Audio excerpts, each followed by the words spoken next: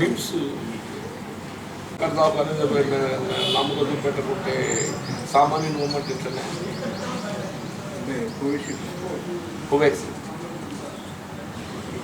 ఈయన్ని తీసుకుందాం వీళ్ళు కోవాక్సిన్ లేకుండా నాకెవరు చెప్పారు కోవాక్సిన్ సమావేశాలు వస్తున్నాయంటే ఒకప్పుడు రాష్ట్ర ప్రజానికం అందరూ కూడా ఆతృతతో గమనించేవారు. అసలు ప్రభుత్వం బడ్జెట్లో ఏదైతుందో ఏ రంగాలకు ప్రాధాన్యత ఇవ్వడం జరుగుతుంది, నూతనంగా ఏదైనా కార్యక్రమాన్ని చేపడతారా అనేటువంటి ఒక అభిలాషతో ఏదైతుందో మన బడ్జెట్ సమావేశం గమనించేవారు. ప్రేమిపోయింది బడ్జెట్ సమావేశాలలో సాధారణమైపోయింది. బడ్జెట్ కేవలం అంకెల రూపేణ పెంపుకు మాత్రమే పరిమితమయ్యే విధంగా వీళ్ళ గతం నుండి చేపడుతున్నట్టుగా కార్యక్రమాలను కొనసాగిస్తున్నట్టు పేర్కొనడం జరిగింది తప్ప నూతనంగా అంటే గతంలో విస్మరించినటువంటి యొక్క రంగాలకు ప్రాధాన్యత కలిగించే ఇవ్వలేకపోవటం దురదృష్టకరం. బడ్జెట్ 2,30,000 కోట్ల అంచనాలతో రూపొందించబడ్డప్పటికీ రాష్ట్ర అప్పుల భారాన్ని ఇలా ప్రభుత్వ పరంగా బడ్జెట్లో ప్రతిపాదింపబడ్డటువంటి అప్పు బై 21-22 2,86,804 కోట్లు. ఇది ప్రభుత్వ పరంగా అంటే తలసరి అప్పు భారం ప్రతి పౌరుడి మీద 81,944 రూపాయల భారం పడుతుంది. 82,000 అనుకోండి, 81,944 అంటే 82,000 అనుకోవచ్చు. ఇప్పుడు ఈ 2,86,000 కోట్లకు అదనంగా ఇది FRBM పరిధిలో తెచ్చే అప్పు. ఇది FRBM పరిధిలో తెచ్చే అప్పు. ఇలా ప్రభుత్వం కొత్త ఆలోచన తెర మీద పట్టించింది అప్పు పొందటానికి. ఇలా ఉదాహరణకు మిషన్ భగీరథ ఉన్నది. మిషన్ భగీరథ కార్పొరేషన్ ఏర్పాటు చేసి ఆ కార్పొరేషన్ పేరిట 40,000 కోట్ల అప్పు తెచ్చింది. దానికి ప్రభుత్వ అప్పుకు సంబంధం లేదు. ప్రభుత్వం గ్యారంటీ ఉంటుంది కానీ ప్రభుత్వానికి సంబంధం లేదు. కార్పొరేషన్ వీళ్ళ కాళేశ్వరం ప్రాజెక్టు ఉన్నది. ఇలా వాస్తవం వల్ల ప్రభుత్వం చేపడుతున్నటువంటి భారీ ఎత్తిపోతల ప్రాజెక్టుల నిర్మాణం చేయమనేది ఏదైతుందో మన ప్రభుత్వ బడ్జెట్ అంచనాల్లో పొందుపరుస్తుందని చెప్పి భావిస్తాం. కానీ అదేం చేస్తున్నారు, ప్రభుత్వ బడ్జెట్ అంచనాలకు సంబంధం లేకుండా కార్పొరేషన్ ద్వారా లోన్లు చేస్తున్నారు. అంటే ఈ 286కు సంబంధం లేకుండా ఇలా మిషన్ భగీరథ కానీ, కాళేశ్వరం ప్రాజెక్ట్ కానీ, ఇలా యాదాద్రి పవర్ ప్రాజెక్ట్ కానీ ఇది కొత్త రకం అన్నట్టు. అంటే మీకు ఇవన్నీ కలిపితే ఈ 1 లక్ష కంటే ఎక్కువైతాయి. అంటే దాదాపు ఇవాళ 4 లక్షల కోట్ల అప్పుల భారం తెలంగాణ రాష్ట్రం ఏర్పడ్డ నాటి నుండి నేటి వరకు 4 లక్షల కోట్ల అప్పుల భారం ఏదైతుందో ఇలా రాష్ట్ర ప్రజానీకంపై వేయడం జరిగింది. ఫలితాలు ఇస్తుంది మనం గమనిస్తున్నాం. స్వయంగా టీఆర్ఎస్ పార్టీ శాసనసభ్యులే సమావేశాలల్లో ఇవాళ స్కీమును విమర్శిస్తున్నారు. ఇక్కడ జిల్లా ప్రజాపరిషత్ సమావేశం అయితే అందులోనే ఎమ్మెల్యేలు అందరూ తప్పుపట్టి పత్రికాముఖంగా భిన్నంగా ఇవాళ తెలంగాణ ప్రభుత్వం ఏదైతుందో 1 TMC గోదావరికి వెళ్ళి ఎత్తిపోయాలని చెప్పని ప్రయత్నం చేస్తే ఆంధ్ర ప్రభుత్వం ఏదైతుందో జగన్మోహన్ రెడ్డి వాళ్ళు మొత్తం రోజు 10 TMC ఎత్తిపోసే విధంగా నిర్మాణం చేస్తారు. రోజు 10 TMC అంటూ అసలు నీకు కృష్ణా ప్రాజెక్టే ఉండేది, మొత్తం నదినే కొట్టెత్తున్నాడు. వాస్తవంగా ఉమ్మడి రాష్ట్రంలో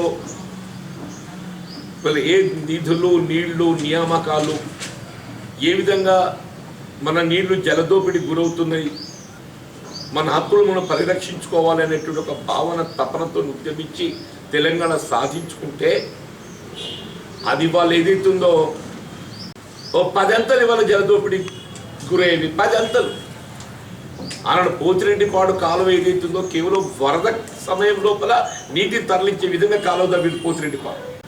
ఇవాళ పోతిరెడ్డిపాడు ఏదైతే వరద సమయంలో నీటిని తరలించే విధంగా తవ్విన కాలువను ఇలా రెగ్యులర్గా లిఫ్ట్ చేసే విధంగా ఏదైతుందో వినియోగిస్తుందో ఇవాళ రోజు 10 TMC క్యారీ చేయొచ్చు పోతిరెడ్డిపాడు కాలువ సిమెంట్ లైనింగ్ చేస్తే. ఇట్లాంటి ప్రధాన అంశాలు ఏదైతుందో వీళ్ళ గవర్నర్ ప్రసంగం సందర్భంగా ప్రయోజనాలకు సంబంధించినటువంటి ఒక అంశాలను లేవనెత్తితే సాధారణంగా నా అనుభవం లోపల ఏదైతున్నదో ఏ ముఖ్యమంత్రి గారైనా కానీ గవర్నర్ ప్రసంగం అటు శాసనసభలో కానీ ఇటు శాసన మండలిలో కానీ స్వయంగా ముఖ్యమంత్రి గారు ఏదైతుందో దానికి జవాబు చెప్పాలి, స్పందించాలి. ఇది ఆనవాయితీ. గవర్నర్ ప్రసంగం మాత్రం ఏదైతుందో అది ముఖ్యమంత్రి గారి బాధ్యత. బడ్జెట్ ప్రసంగానికి రిప్లై చేయటము ఆర్థిక శాఖ మంత్రుల బాధ్యత. బట్ గవర్నర్ ప్రసంగానికి రిప్లై చేయటం అనేది ముఖ్యమంత్రి గారి బాధ్యత. పార్లమెంట్లో ఏదైతుందో రాష్ట్రపతి ప్రసంగానికి ప్రధానమంత్రి రిప్లై చేయటము, అప్పర్ హౌస్లో కూడా ఏదైతుందో ప్రధానమంత్రి రిప్లై చేస్తాడు.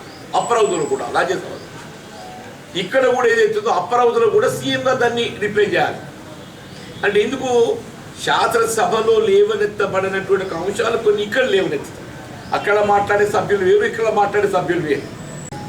శాసనసభలో లేవనెత్తబడే అంశాలు ఏదైతుందో ఇక్కడ కొన్ని మేము లేవనెత్తుతాం. ఆయన అక్కడికే పరిమితం అవుతాడు. ఇక్కడ లేవనెత్తబడ్డట్టు అంశాలకు ఎవరు క్లారిటీ ఇవ్వగలుగుతారు? సీఎం గారు అయితేనే క్లారిటీ ఇవ్వగలుగుతారు. ఇలా మంత్రి గారు మాకు ఇక్కడ ఏం చేసిండ్రు, Prashanth Reddy legislature affair minister మాకు జవాబు చెప్పిండే. నేను ఈ అంశాలన్నీ క్లారిఫికేషన్ అడిగితే నేను సీఎం గారు దృష్టి పట్టకపోతాను. నేను అడుగుతామంటే సీఎం గారు దృష్టి పట్టకపోతాను. అదే సీఎం గారు రిప్లై చేసి ఉండున్నట్టయితే definitely would have been responded. Respond కావాల్సినటువంటి ఒక పరిస్థితి ఏర్పడుతుంది. ఉదాహరణకు గల్ఫ్ కార్మికుల గురించి అంశాలు లేవనెత్తారు. గల్ఫ్ కార్మికులు వాస్తవంగా 2014-15 బడ్జెట్లో తెలంగాణ రాష్ట్రం ఏర్పడిన తదుపరి మొదటి బడ్జెట్లో 500 కోట్ల రూపాయలు ప్రతిపాదించింది. 2014-15 ఈ అంబులెన్స్ ఫెసిలిటీ తప్ప, శంషాబాద్ ఎయిర్పోర్ట్ నుండి అంబులెన్స్ ఫెసిలిటీ తప్ప ₹1 ఖర్చు పెట్టేది అంటున్నాను.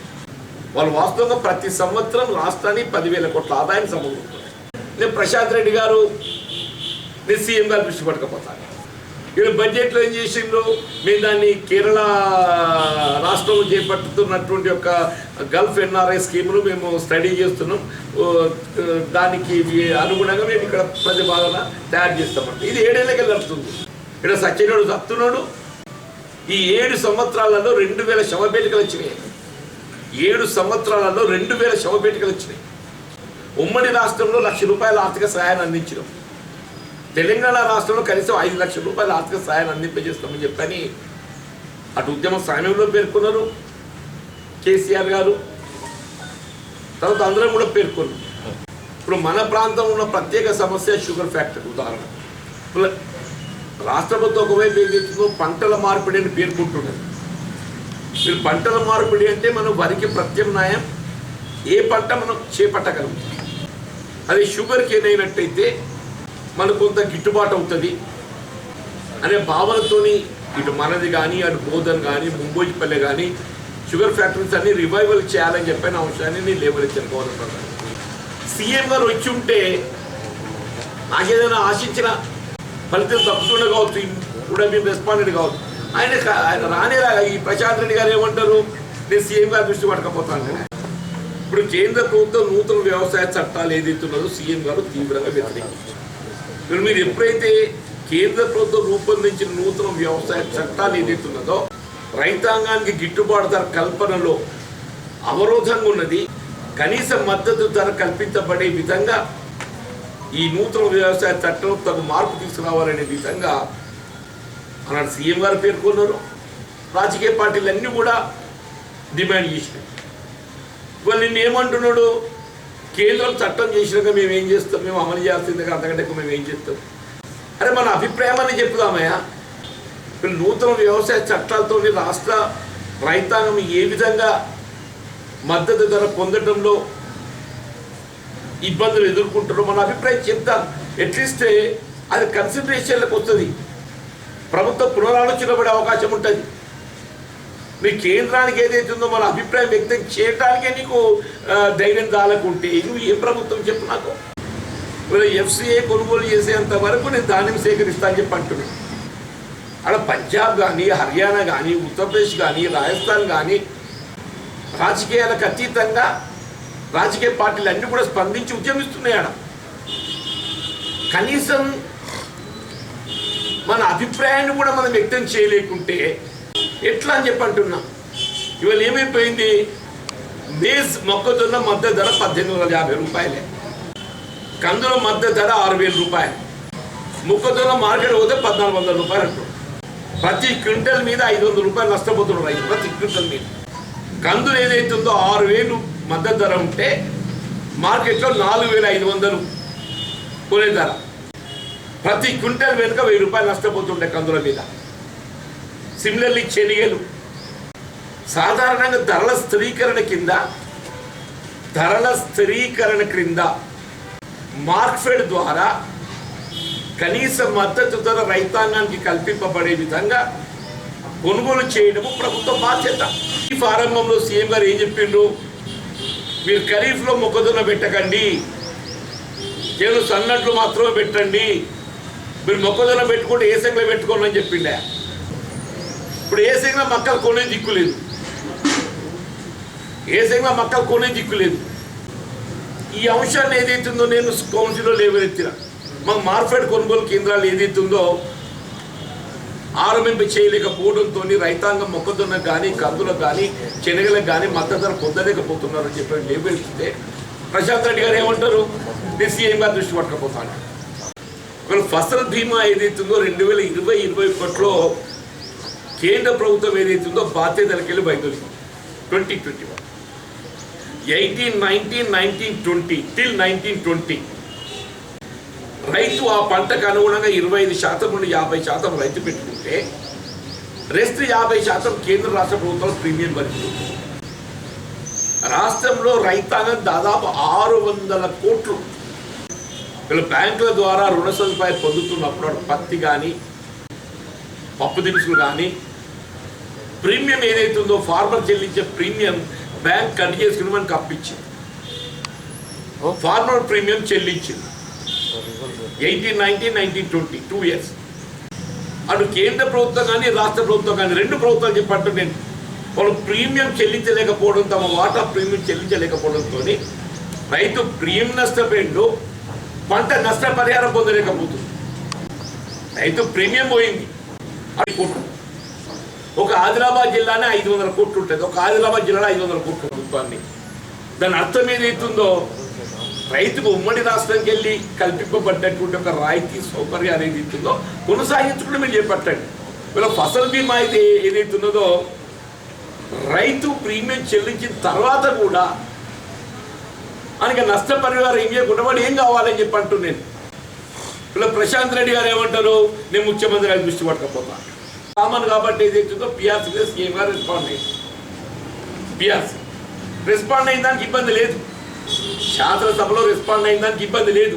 అక్కడ రెస్పాండ్ కాని దానికి సీఎం గారితో ఏదైతుందో మనం అశ్వరీతి పొందే అవకాశాన్ని కోల్పోతున్నాం కదా. నీకు ఎగువ సగం పట్ల సంవత్సరానికి ఒకసారి వస్తుంది బడ్జెట్ సమావేశం, గవర్నర్ ప్రసంగం సంవత్సరానికి ఒక్కసారి వస్తుంది ఎగువ సభ. అయిపోయిన తర్వాతనే ప్రశాంత్ రెడ్డి ఇక్కడికి వచ్చినాడు. ఆడైపోయిన తర్వాత 1 గంట ఇక్కడికి వచ్చిపోతే అయిపోతుండే కదా. నిరుడు వచ్చిండు లాస్ట్ వీక్ లేని మాట ఎందుకు. వీళ్ళ గిరిజన రిజర్వేషన్, ముస్లిం రిజర్వేషన్ ప్రశాంత్ రెడ్డి ఆయన చేతిలో ఉన్న పని కాదు. అది గిరిజన రిజర్వేషన్ ఏదైతుందో రాజ్యాంగం కల్పించిన హక్కు వల్ల గత 7 సంవత్సరాలకి వెళ్ళి ఏదైతుందో వాళ్ళు రాజ్యాంగం కల్పించిన హక్కును వాళ్ళు పొందలేకపోతున్నారు. గత సంవత్సరం గవర్నర్ ప్రసంగం సందర్భంగా ఇదే సీఎం గారు కౌన్సిల్లో ఏదైతుందో రెస్పాండ్ అయ్యి దాని అమలు కోసం చర్యలు చేపడుతున్నారు అన్నాడు. సత్యవతి రాథోడ్ గారు ఏదైతుందో మంత్రి గారు సభలో ఉండే అమ్మాయికి చెప్పిండు, అది పరిశీలించండి, మనం నిజంగానే మనం చేయగలుగుతాం, ఎట్లా చేస్తామని చెప్పాలి. వాస్తవంగా బడ్జెట్ సమావేశాలు వస్తున్నాయంటే అందరూ కూడా ఏదైతున్నదో నిజంగా కూడా మా సమస్యలన్నిటికీ పరిష్కారం లభిస్తున్నటువంటి ఒక భావన ఏర్పడుతుంది. ఎస్, ఇవాళ నిరుద్యోగ భృతి ఉన్నదే సరే, అసెంబ్లీలో రెస్పాండ్ అయ్యింది సీఎం గారు, నేను निजा చెప్పేసి साफ बोल दिए नौकरी वालों को तनख्वाह देने वास्ते नहीं है मेरे पास पैसे, ये बेरोजगार वालों कहाँ से दे बोलते बोल के बोले, या बेरोजगार वाले इंसान नहीं है क्या सर? बेरोजगार वाले इंसान नहीं है क्या? अगर बेरोजगार वालों को अगर तुम पेंशन नहीं दे सके तो दे दो बोल के क्या बोले? నిరుద్యోగ యువతకి ఏదైతుందో మనకు ఉపాధి అవకాశాలు కల్పింపబడేంత వరకు నిరుద్యోగ భృతి కల్పిస్తా అని చెప్పని మీరు ఎన్నికల్లో వాగ్దానం చేశారు. మీరు కల్పించే లేకున్నట్టయితే ఎందుకు వాగ్దానం చేశారు? నా లెక్కున్నదా, ఎవరికి ఇవ్వాలి? నువ్వు ప్రభుత్వం నుండి నీ లెక్కున్నదా అని ఎవరికి ఇవ్వాలని చెప్పారంటే, ప్రభుత్వం లేక ప్రతిపక్ష పార్టీలు మాట్లాడితే వాళ్ళకి వాడేవి చెప్పాలి. 20 లక్షల మంది నిరుద్యోగులు ఏదైతుందో ఎంప్లాయ్మెంట్ రోల్లో ఉన్నారు, అన్ఎంప్లాయ్మెంట్ రోల్లో రిజిస్ట్రేషన్ చేసుకుని ఉన్నారు. 20 లక్షల మంది ఎన్రోల్మెంట్ ఉంది అలా, వాళ్ళకి నువ్వు ఎవరికి ఇవ్వాలంటే ఏమన్నట్టే వీళ్ళ ఎస్సీ ఎస్టీ ఏదైతుందో సరే, it's a good thing, it's a constitutional obligation కాబట్టి SC sub plan ST sub plan నిధులు కేటాయించు. అదే బీసీలో మైనార్టీకి లేదు. మళ్ళీ జనాభాలో బీసీ 50% ఉన్నది, జనాభాలో బీసీ 50% ఉన్నది. మీరు ఎక్సెప్ట్ గురుకుల పాఠశాలలు తప్ప మీ గురుకుల పాఠశాలలు, ఆసరా పెన్షన్లు, కళ్యాణ లక్ష్మి, షాదీ ముబారక్ అది కానీ మంచిదే. ఇలా అర్థం ఏదైతుందో సర్వం అవే కాదు కదనే అంటే ఇతరులు మంచి పని చెప్తున్నాను ఆయన, అదంటే నేను దానికే పరిమితం కాకు అంటున్నాను అనేది, దానికే పరిమితం కావద్దు అంటున్నాను నేను.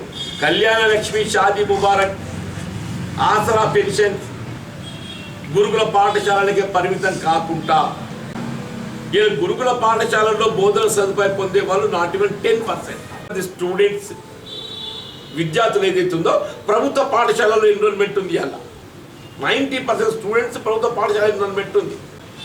ప్రభుత్వ పాఠశాలలు పూర్తి నిర్వీర్యం చేస్తుండు. ఖాళీల భర్తీ లేవు, ఆ వండి పెట్టేటోళ్ళు జీతాలు లేవు, ఊడ్చేటోళ్ళు స్కావెంజర్లు తీసి పారేసిండు. ఎట్లా నిరుపేద వర్గాలకు విద్య బలోపేతమవుతుంది? మైనార్టీస్కు మొత్తం అంత కొడితే బడ్జెట్ 1600 రూపాయలు పెట్టిండే. ఈ 1600 రేపు అమలు చేసే వరకు ఎంత చేతులు మళ్ళీ తెలియదు. పెట్టుడే 1600 రక్కేస్తారు, రక్కే 1600. आप रहते 16% रहते, आप रहते 16% रहते, रखे 1600. हाँ, रहते ना देहात लेबर काम के वास्ते जा सकते, आप देहात में रहने वाले देहात एनआरईएस काम के वास्ते जा सकते. आप तो शहरों में रहने वाला है, बीड़ी का काम तो बंद चलने नहीं है. वास्तव में ఎక్సైజ్ ఆదాయం ఇదంతా ఎడికి లెత్తుందా అంటే ఎక్సైజ్ ఆదాయం 30,000 కోట్లు. అది అయితే అప్పులు లేకుండా ప్రభుత్వ ఆస్తులు అమ్మకం. ఈ పెట్రోల్ డీజిల్ మీద उधर मरकज हुकूमत उन लोग दबा रहे, इधर मरकज रियासत हुकूमत इन्हें दबा रहे. उन्हें खींच रहे, इन्हें खींच रहे. इसको पूछे तो उसका नाम बोलते, उसको पूछे तो इनका नाम बोलते. मुना निर्मला सीतारामन చెప్తుంది రాష్ట్రాలు పెట్రోల్ డీజిల్ పై విధిస్తున్న సుంకాన్ని తగ్గించుకోవాలి. నిర్మలా సీతారామన్ లోక్సభలో చెప్తుంది పెట్రోల్ డీజిల్ ధరలు తగ్గాలని చెప్పారంటే రాష్ట్ర ప్రభుత్వాలు విధిస్తున్న సుంకాన్ని తగ్గించుకోవాలి. రాష్ట్రాలు ఏమంటే కేంద్ర ప్రభుత్వం విధిస్తున్న పన్నును తగ్గించుకోవాలని చెప్పారు రాష్ట్రాలు చెప్తాయి. అంటే ఇద్దరు పొత్తులు నలిగిపోయేటోడు కూడా వినియోగదారుడు, ఇద్దరు పొత్తులు నలిగిపోయేటోడు వినియోగదారుడు. ఇద్దరు కలిసి ఎట్లా దోశ తిందామని తప్ప ఇంకో ముచ్చట లేదండి. ఇద్దరు కలిసి ఎట్లా దోశ తిందామని తప్ప ఇంకో ముచ్చట్లేదు అని చెప్పారు. ప్రాధాన్యత వర్గాలు ఏదైతుందో నిర్లక్ష్యానికి గురి కావడం జరుగుతుంది.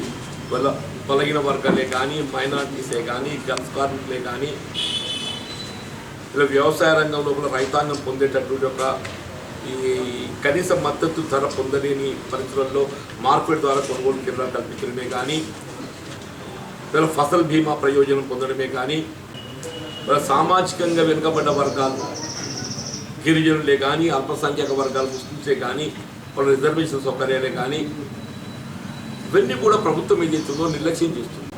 ఇవన్నీ ప్రాధాన్యత వర్గాలని చెప్పంటే వాళ్ళకి ఉపాధి అవకాశాలు లేవు. ఇప్పుడు స్వయంగా పిఆర్సీ నివేదికలనే 191,000 ఉద్యోగాలు ఖాళీలు ఉన్నాయని చెప్పాను. అంటే రాష్ట్రం ఏర్పడ్డ తర్వాత ఉద్యోగాల ఖాళీల సంఖ్య రెట్టింపై. రాష్ట్రం ఏర్పడ్డ తర్వాత ఉద్యోగాల ఖాళీల సంఖ్య రెట్టింపై. రాష్ట్రం ఏర్పడ్డ నాడు 107,000 ఖాళీలు ఉన్నట్టు ఉద్యోగాలు ఇలా 191,000. ఆనాడు ఉన్న 20% 40% అయింది. గ్రూప్ 1 నోటిఫికేషన్ లేదు. పబ్లిక్ సర్వీస్ కమిషన్లో ఒకే మెంబర్ మిగిలింది.